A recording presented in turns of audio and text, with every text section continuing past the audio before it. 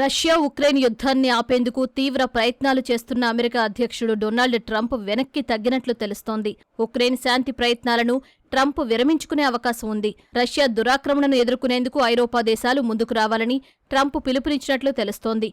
యుద్ధంలో ఉక్రెయిన్ విజయం, సమయం, ఓర్పు ఐరోపా ముఖ్యంగా నాటో అందించే ఆర్థిక సాయంపైనే ఆధారపడిందని ట్రంప్ అభిప్రాయపడుతున్నారు. నాటోకు ఆయుధాలు సరఫరా చేయడం ఒక్కటే అమెరికా కర్తవ్యమని ట్రంప్ పేర్కొన్నట్లు తెలుస్తోంది. వాటితో నాటో తనకు కావాల్సింది చేసుకోవచ్చని చెప్పారు. ఈ మేరకు సామాజిక మాధ్యమం ట్రూత్ సోషల్లో అందరికీ శుభాకాంక్షలు అంటూ ట్రంప్ పోస్ట్ చేశారు. ఇది ఉక్రెయిన్ శాంతి ప్రయత్నాల నుంచి ట్రంప్ తప్పుకుంటున్నారనడానికి స్పష్టమైన సంకేతమని విశ్లేషకులు అంటున్నారు. అంతేకాదు రష్యా అధినేత పుతిన్తో ప్రత్యేక ఒప్పందాన్ని కూడా ట్రంప్ వదులుకున్నట్లు తెలుస్తోంది. ట్రంప్ నిర్ణయంతో ఇప్పుడు మరింత అస్థిర వాతావరణంలో ఉన్న ఐరోపా ఖండానికి భద్రత, స్థిరత్వాన్ని అందించాల్సిన అవసరం EU నేతృత్వంలోని సంకీర్ణ కూటమికి ఉంది.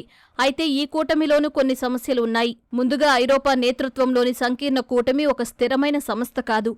అందులో నాటో, EU దేశాలతో పాటు ఆస్ట్రేలియా, న్యూజిలాండ్, జపాన్, దక్షిణ కొరియాలు సభ్యదేశాలుగా ఉన్నాయి. ఇందులో అమెరికా భాగస్వామిగా లేదు. EU, నాటో నాయకులు కూటమిలో అన్ని సభ్యదేశాల తరపున మాట్లాడుతున్నారా లేదా అన్నది స్పష్టత లేదు.